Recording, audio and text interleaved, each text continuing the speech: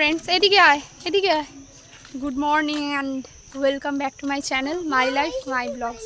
এখন যাচ্ছি যার বিয়ে তার বাড়িতে আর কি, মানে কাকা শ্বশুরের বাড়িতে। তো সকাল থেকে যাওয়া হয়নি, টিফিন দুপুরে খাওয়া দাওয়া ওখানেই ব্যবস্থা। তো এখন ছেলেকে নিয়ে যাচ্ছি, দেখতে পাচ্ছ পিছনে ছেলে আছে। তো চলো ওদের বাড়িতে গিয়ে দেখা হবে। এখন বউ আর বর এখনও এসে পৌঁছায়নি, তো চলো গিয়ে দেখি ওরা আসছে কিনা।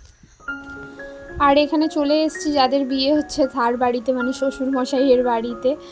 তো আমার দুই ছেলে আর কি, আমার ছেলে আর জায়ের ছেলে, ওরা দুজন বসে আছে এখানে শ্বশুরমশাই আর শাশুড়িও কিন্তু চলে এসছে, দেখতে পাচ্ছ। আর কত লোকজন জমে গেছে বাড়িতে নতুন বউকে দেখবে বলে।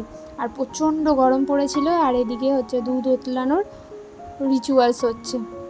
কিন্তু সমস্যাটা কি হয়েছিল বলো তো, দুধ আর কিছুতেই ওতলাচ্ছিল না, অনেকক্ষণ ধরে জাল দেওয়া হচ্ছিল। আর যেহেতু প্রচণ্ড গরম, তো ওদের মাথায় কিন্তু ছাতাও ধরা হয়েছে। এরপরে দেখবে পাখার অ্যারেঞ্জমেন্টও করা হয়েছে, মানে প্রচণ্ড গরমে এতক্ষণ ওদের দাঁড়িয়ে থাকতে হয়েছে।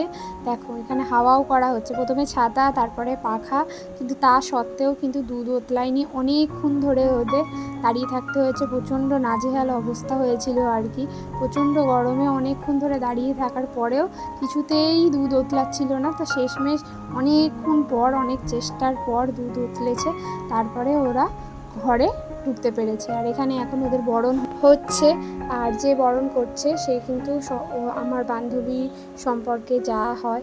তো এটা সম্ভবত মনে হয় মাই বরণ করে, কিন্তু ওর মা বা শাশুড়ি করতে পারবে না।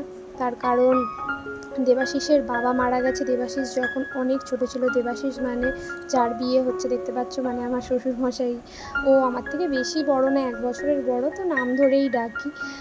তো দেবাশিসের বাবা মারা গেছে অনেক ছোটোবেলায়, দেবাশিস অনেক ছোট ছিল। তো মা যেহেতু বিধবা, তাই সে বরণ করতে পারবে না, কোনো শুভ রিচুয়ালসে থাকতে পারবে না।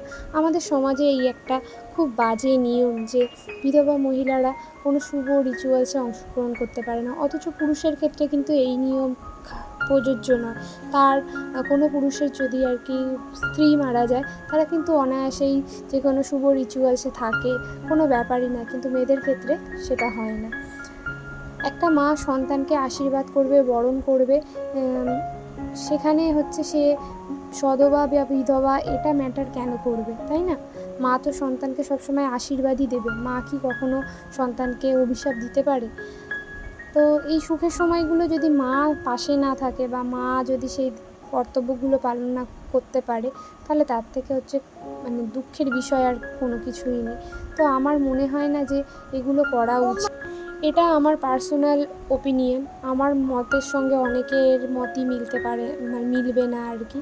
কিন্তু তোমরাই বলো, একটা মায়ের কাছ থেকে এই অধিকারগুলো কেন কেড়ে নেওয়া হবে? সে তার স্বামী থাকুক আর না থাকুক, সে তো মা, সে তো সন্তানকে জন্ম দিয়েছে, তাহলে তার অধিকারটা সে কেন পাবে না? সেখানে অন্যজন কেন দায়িত্ব পালন করবে, তাই না? অথচ দেখো, যদি সন্তান অসুস্থ হয় তখন কিন্তু মা গিয়েই তাকে আগে সেবা করে। সেক্ষেত্রে মায়ের দরকার থাকে বলে মা সধবা হোক বিধবা হোক, মাকে মানে সেই নিয়ম কানুনগুলো পালন করতে দেওয়া হয় বা সেবা করতে দেওয়া হয়। কিন্তু কোনো শুভ অনুষ্ঠানে এই বলে তাকে সরিয়ে দেওয়া হয় যে সে বিধবা। এটা আমরা মেয়েরাই পালন করে থাকি সমাজে, যেহেতু এই নিয়মটা চলে আসছে সেই জন্য। কিন্তু এটা করা আমার মনে হয় না উচিত বলে। একটা মাকে, সে আগে মা, সে সধবা বা বিধবা এটা নয়, সে আগে সন্তানের মা, তাই যে কোনো অনুষ্ঠানে সে অংশগ্রহণ করতেই পারে। এটাই আমার আজকের ভিডিওতে একটু বলার ছিল, তো আমি তোমাদের সঙ্গে এটা শেয়ার করলাম। আমি জানি না এটা অনেকের কাছেই হয়তো গ্রহণযোগ্য নয় এই কথাটা, কিন্তু তবুও আমার মনের কথাটা আমি তোমাদেরকে জানালাম। তো এখানে এখন দেখতে পাচ্ছ ঘরে চলে এসেছি, ওদের অনেকগুলো রিচুয়ালস হয়ে গেল। তোমাদের সঙ্গে কথা বলতে বলতে দেখলে মাথা থেকে ধান সরাতে সরাতে ঘরে ঢুকলো বর বউ। আর এখানে বাড়িতে চলে এসেছি, প্রচুর জামা কাপড় হয়েছে, তো সেগুলোকে গোছাতে হবে। তার সকালবেলা স্নান করেও যায়নি, ছেলেকে স্নানও করানো হয়নি। তো এখন বাড়িতে চলে এসেছি, স্নান করব বলে। আর কিছু না অনেক জামা কাপড় ছিল, সেগুলোকে এখন পাট করে রাখছি। মানে পুরো সংসার থেকে ছুটি নেই, মানে বাড়িতে বিয়ে কিন্তু কাজ ঠিক সংসারের আছেই, হয়তো কাজ অনেকটা কম কিন্তু একদম যে নেই সেটা নয়। তো এই টুকটাক কাজগুলো কমপ্লিট করে নিয়ে আবার যেতে হবে খাওয়া দাওয়া করতে। আমার যা, ছেলে, দেওর ওদের মোটামুটি স্নান কমপ্লিট, আর আমাদের 3 জনেরই বাকি আছে। তো আমরা স্নান টান করে তারপরে আবার খেতে যাব। আর এখন এই যে ভিডিওটা দেখছো, এটা কিন্তু বউ ভাতের দিন সকালবেলার ভিডিও। এরপরে না আমি আর ভিডিও করিনি, মানে যেদিন ওরা এসছিল বিয়ের পরের দিন, সেদিন তারপরে আর ভিডিও করিনি। এটা এখন একদম বউ ভাতের সকালবেলার ভিডিও দেখতে পাচ্ছ। এখানে টিফিন, মানে আমার শাশুড়ি মার বাড়িতে হচ্ছে টিফিন হচ্ছিল মুড়ি চানাচুর, আর এখানে শাশুড়ি মা রেডিও হয়ে গেছে। এবার ভাত কাপড়ের অনুষ্ঠান হবে।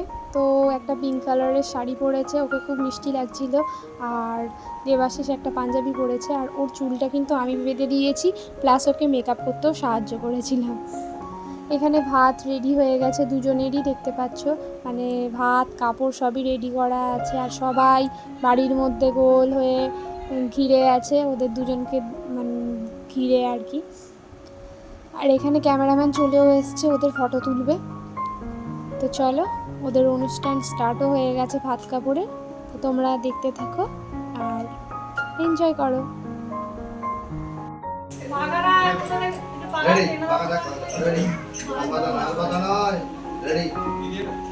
আরে বলতে হবে তো। হ্যাঁ অবশ্যই।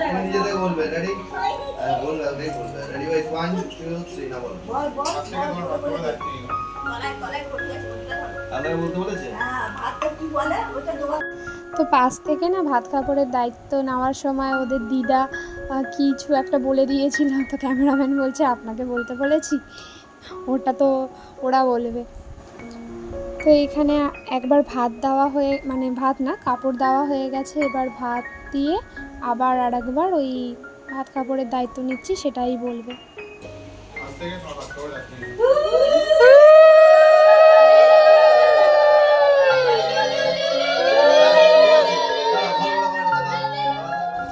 এবার আমি বলছিলাম, ওদের বলতে গেলে আমার বান্ধবীকে বলছিলাম পায়ে হাত দিয়ে প্রণাম কর, মাথা ঠুকে প্রণাম কর। আসলে আমাকেও হচ্ছে বউ ভাতের দিন ভাত কাপড়ের দায়িত্ব নেওয়ার সময় এরকম পায়ে হাত দিয়ে প্রণাম করতে বলা হয়েছিল, প্লাস আমার অ্যালবামেও ছবি আছে। তো আমিও ওকে বলছিলাম যে কর, আগে মাথা ঠুকে প্রণাম কর। আর দেবাশিস আশীর্বাদ দিচ্ছিলো। এদিকে আমার যাও চলে এসছে, ও একটু বাপের বাড়ি গেছিলো, তারপরে চলে এসছে। এখানে রেদের সঙ্গে সব রে যে কজন রে হয়েছিল সবার সঙ্গে ছবি তুলছিল। আর এই যে আমার বান্ধবীর শাশুড়ি প্লাস আমার শ্বশুর মশাইয়ের মা, দেখতে পাচ্ছ। সবাই মিলে একসাথে এবার পরপর ফটো তুলছে। ওই দিদা ছিল মিডিলে, এরপরে বাচ্চাদের সঙ্গেও ছবি তোলা হয়েছে। তারপরে আমি আর আমার যা বাড়িতে চলে এলাম জঙ্গলের মধ্যে দিয়ে, দেখতে পাচ্ছ চারিদিকে সবুজ আর সবুজ। এটা আমাদের বাড়িতেই আসার একটা রাস্তা, একদম জঙ্গলের মধ্যে দিয়ে। তো এরপরে আমরা স্নান টান করে খাওয়া দাওয়া করতে যাবো। আর দুই ভাই দেখো এত দৌড়োদৌড়ি করছে, বিড়ালগুলোও ওদের দেখে দৌড়ে পালাচ্ছে। তো আজকের ভিডিওটা এই পর্যন্তই শেষ করছি। এর পরের ভিডিওতে বউ ভাতের ভিডিও আসবে। তো আজকের ভিডিওটা কেমন লাগলো অবশ্যই কমেন্টস বক্সে কমেন্টস করে জানিও। আর ভিডিওটা ভালো লাগলে অবশ্যই একটা লাইক করে দিও, তোমাদের লাইক কিন্তু আমাকে ভিডিও করার অনেক উৎসাহ যোগায়। তো চলো আজকের মতো টাটা, বাই। তোমরা সবাই ভালো থেকো, সুস্থ থেকো, টাটা।